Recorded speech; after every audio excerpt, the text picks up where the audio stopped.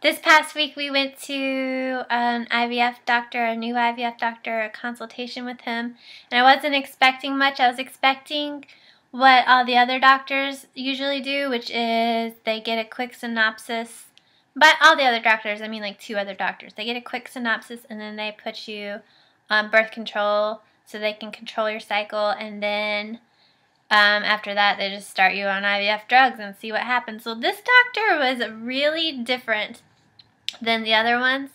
I went there expecting to be put on the same things that we always are and just go through the whole routine again, but this guy was actually interested in figuring out what was wrong. So, okay, let me try to explain this simply. My ovaries have a really, really hard time producing follicles. Follicles have eggs, and usually doctors just cannot get a follicle out, get any eggs out of me. That's my problem. This doctor is actually wants to figure out why we can't get any eggs out of me. Alright, so his theory was, or is, that my immune system, he said sometimes your immune system can be attacking your ovaries and you don't even know about it, and so that's why they can't function properly.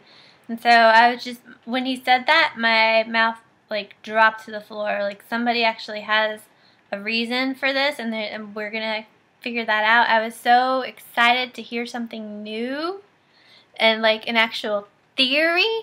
Nobody has ever, like, I don't know if they've discussed it among themselves, but no doctors have ever really tried to fix me before. They just they're just always like, oh, well, that's going to be a major problem, and they just increase the amount of IVF drugs that I'm on to like 100 trillion million units. But they've never really tried to fix what is wrong with me chemically, or really, I'm sure they've looked at my blood and really not known what's going on. But this guy, he seemed so freaking smart. He's just like off the cuff. He's just smarter. Thunderstorming. Do you hear it? So later when he was giving me an ultrasound, he really like amped up his personality, I guess because Matt and I told him that we left our last doctor because we didn't like them. We didn't say why we didn't like them, but yeah, whatever. That is that. Okay, so he put me on a steroid that is supposed to lower my immune system slightly. He said it won't be dangerous, but it's going to lower my immune system a little bit. And then in 2 weeks, I'm going to go back and have my blood retested to see if anything changed. My AMH level changed, which is just a hormone that kind of tells you about your ovaries and things like that. I'm sure there's a lot more to it. And he said, then we'll meet back up 4 days after I get my blood tested. So in 2 weeks and 4 days, I'm going to meet back up with him, and he's going to tell me if we are going to move ahead with IVF, if there's any point in moving ahead with IVF again, or if it's going to be more of the same. Or he was like, we could do donor IVF. Donor IVF is where you adopt an embryo, and it goes through a lot of the same kind of process and money process as you would with adoption. Not exactly the same, but it's a kind of the same process. And Matt and I just kind of looked at each other like, no, we would probably just not do a donor IVF. We would probably be done if it comes to that. So anyway, that was our IVF appointment, and I liked it there. The thing that I don't like about going to these places, it just feels like such a backward step in life and time. Do you ever go back to your hometown after you haven't lived there for a while, and you're like, I could never live here again because it's like, this is something I already did in my life, and now I can't imagine doing it again. Well, that's like how I feel when we're in these offices. It feels like I'm going backwards. I'm like I'm forced to go back to high school or something. I already graduated from this. So it's like, it was just another office, another thing, everything's the same at these places. It really is. But I'll keep you updated. Right now I'm on this steroid, and it makes me a little bit nervous to hear that my immune system gets to be a little bit depleted. I think there's a lot of controversy about that. But hopefully I'll be okay. I'm trying to stay away from sick people, keep Carter out of the reach of sick children, and we're going to stay healthy over here and watch my immune system drop, and that's it. So this past weekend, or this past week, this past Wednesday, we went and looked at preschools for Mr. Carter, and that was kind of exciting, I guess exciting, I don't know. So we looked at 2 different preschools. He will be 3 in October, and so he will be in a 2-year-old preschool class. He'll be in preschool class possibly starting in September. With 2-year-olds, and he will be almost 3. And we ended up putting him on a wait list. I think there's 6 other kids on the wait list for one of the preschools that we really liked.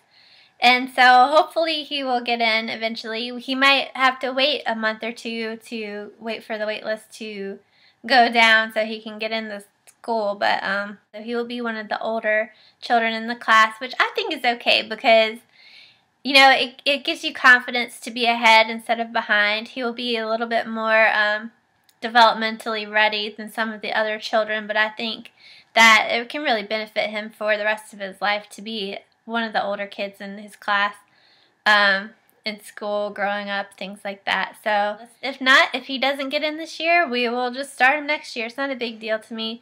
I think the children really, really, really, truly can learn a lot just from being home with their mommies. I could talk to him all day and he can learn a lot from me, so I'm not going to worry too much about it. If he doesn't get into the preschool that we like, we could just put him in there next year and try again next year and register on time next year. We were so late even going to check this out. I didn't even think about preschool. Anyway, also last Friday I got my hair cut. And I don't know if you can tell, it looks the same, but it's so different. I don't know if you know this about me, but it's really hard to get me excited. Like, not many things excite me. But this haircut, I avoid haircuts like the plague usually, because I'm like, oh, I'll just keep it long. And every time I've ever gotten a haircut, it doesn't do much for me except for just make everything look shorter and make me be like, man, why did I cut my hair? It's like, there's still no style to it. But my neighbor took me to her hair salon, and it is in Raleigh, North Carolina. The rain is so loud. It's in Raleigh, and they did such an awesome job. I went in there and I was like, I need style, but I really like my length. But I was tired of it being just all so long and straight. And I have a fear of haircuts, basically. So, she gave me style. You know, usually they will just pick up your hair and be like, oh, you have some room for layers. They'll just pick up your hair, chop, chop, chop, pick up your hair, chop, chop, chop. This girl did like a real professional, like really cool haircut where she would like pull some of it up, zigzag like the hair, and then do like really purposeful layers for each tiny little section. And it gave me the coolest style where like even when I wake up in the morning, I don't really need to do anything to it too much because there's already all these really cool layers that she put in here. Really, still really long, but it has a lot to it, more like fun to it.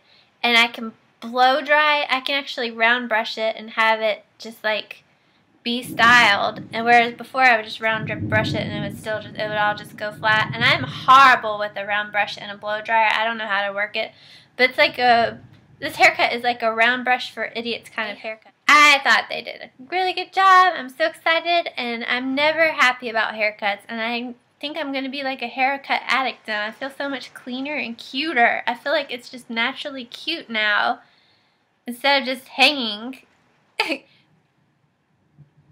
Alright, I thought this was going to be a short vlog, but when I sit in my head and I think about what I'm going to say, it works out a lot better, and then I get on the camera and it doesn't work out as well as I thought it would.